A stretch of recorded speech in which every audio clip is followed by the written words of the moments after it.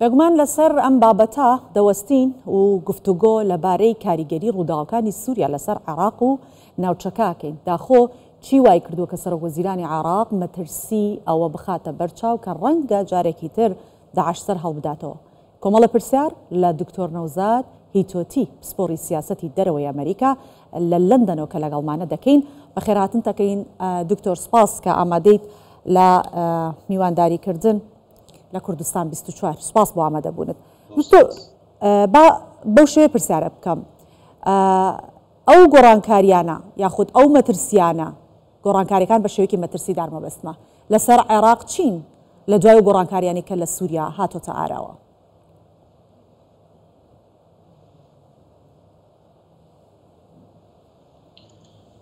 بله، زۆر سپاس. بێگومان یعنی گۆڕانکاریە سیاسیەکان لە سووریا کارگەری لەسەر هەموو ناوچەکەیە، بە تایبەتیش عێراق کارگەرێکی جار زۆر لەسەر عێراق دەبیتن. ئەوەی کە جنابت پێکردیەکە لە بۆ نمونە مەترسیە گەورەکان کە ئێستا زۆر باسی دەکرێتن، مەسەلەی تیرۆر و سەرهەڵدانەوەی داعشە. بە تایبەتیش ئەو مەترسیەکی جددیە، بە تایبەت ئەگەر ئەو حکوومەتانەی کە لە سووریا دروست بووە، یعنی دوو ئەگەر هەیە، ئەگەر شەڕی ناوخۆ لە ڕۆی بداتن یاخود ناتوانێت سنوورەکانی کۆنتڕۆل کرد، یاخود بەر پیچەوانەش ئەگەر بۆ نمونە شەڕێکی تایفی لە سووریا شاوشێوەی عێراق دروست ببیت، بێگومان کارگەری زۆری خراپی لەسەر عێراق دەبیت. بە هەمان شێوەش لە ناوچە کوردیەکانی وازانن ئێستا نەسەقامگیری هەیە، بە تایبەتیش ناوچەکانی دەسەڵاتی هەسەدا، و ئەگەر شەڕێکی لەوێ بەرفراوان ببیتن و کنترۆل نەکرێتن، ژمارەیەکی زۆری داعش لە ئەوەی هۆڵ هەنە، لە کەمپی هۆڵ هەنە کەواتە بە ئازار یاخود بەردانای ئەوانە کارگەرێکی جار خراپی لەسەر عێراق دەبێت. لەبەر ئەمە یەکێک لەو مەترسیانەیە کە عێراق و دەوڵەتەکانی ناوچەکانی ئوردنە عێراق و تەنانەت ئەمریکاش لێ ئەترسیتنێ. لەم مایەدا ئەمریکا سەردانی عێراقی دیشکیت وەزیری دەرەوە یەکێ لە خەلارە گرنگەکان ئەوەیە کە چۆن بتوانن ئەم دەوڵەتێکی سەرخانگیر لە سووریا دروستکەن بۆ کارگەری ئەوەی پێشەوە بابزانین ئەگەر گوێبیستی منی با تایبەت بەوە قسە بکەین کە بۆچی دەبێت عێراق ئێستا بترسێت یاخود متمانە بە دەسەڵاتی نوێی سووریا نەکات و مەترسی ئەوەی هەبێت کە داعش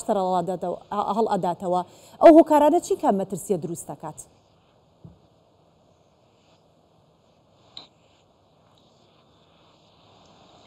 بەڕاستی لە عێراقدا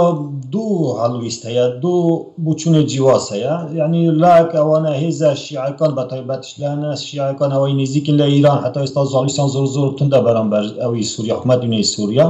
یا ناو دەسەڵاتدا هەیە تەحریری شام دڵسە ئێستا. بعد حکومەتی عێراق تەڕەدا هەڵویستی گۆڕانکاری بەسەردا لە بیدار زۆر تند بووە،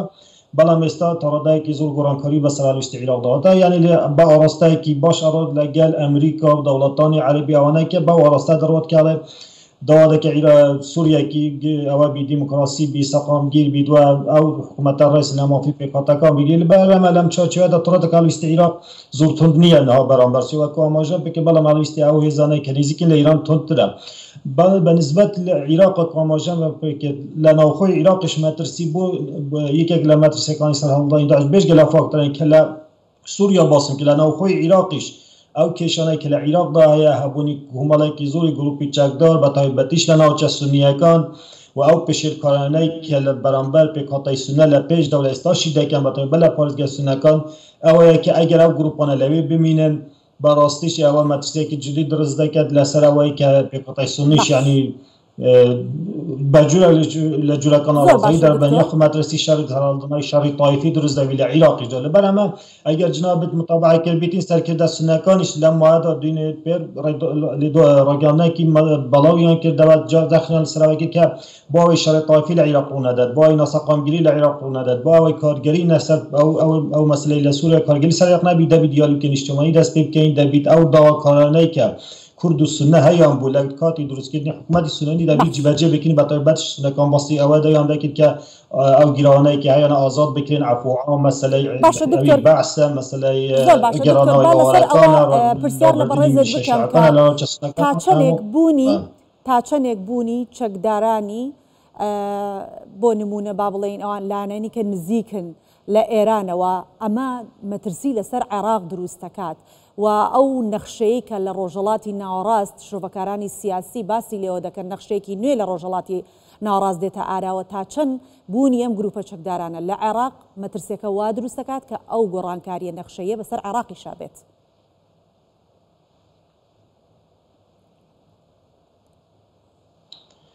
بێگومان ئەوەش پرسیارێکی زۆر گرنگە لە دوای کەوتنی ئەساتێکە لە پرسەهەرە گرنگەکان ئێستا زۆر باسی دەکرد لەسەر ئاستی عێراق مەسەلەی هەڵوەشاندنەوەی میلیشیا شیعەکان و ئەوەی حەشد شەعبیە بەتایبەتیش بەڵاوازبوونی حیزب اللهی لوبنانی و بەرەی مقاومە و کەوتنی ئەساتیش گوشارێکی زۆریان لەسەر دروست بووە و ئێستا دەنگ و باسێکی زۆری شەیە تەنانەت داواکاری ناوخۆ دەرەکیشەیە بۆ ئەوەی ئەو گروپە چەکدارانە بخنە چارچێوەی حیزی عێراقدا بۆ نمونە سەردانی نینەری نەتەوەی گوتیەکان لە مادە بولای سیستانی یەکێک لە گفتوگو لە خاڵەکان سەرەوە بوو کە دەبیتن چەک لە دەستی فەرمیەکاندا بیتن تەنانەت ئێوەش ئاماژەتان پێ کرد ڕاوێژکاری خودی و ڕاوێژکاری سودانی بەری دڕۆژە کە دەنگداناوێکی زۆری هەبوو باسی کرد ئەگەر ئێمە هەنگاو نەنین بۆ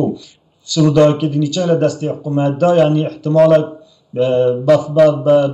بەسەرمادا فەرز بکرێتن و ئەمریکا و بەپێ زۆر لەسەرچەوە ئەمریکا و بلینکین کاتێک ئەم مادە سەردانی عێراقی کردبوو وشاری دروستکردبوو لەسەر سودانی کە ڕێگە بگرین لەوەی کە وەزیری دەرەوەی ئەمریکا نیشاندەری ئەوە نەبوو کە کفنەکە بەدەست وەزیری دەرەوەی ئەمریکای و پیشانی سودانیە داد ئەگەر بێت و نەتوانن ئەو کارە ئەنجام بدەن مەترسی هەیە ئەم سەردانەی وەزیری دەرەوەی ئەمریکا نیشاندەری چی بوو بۆ ئەم مەوزوعە؟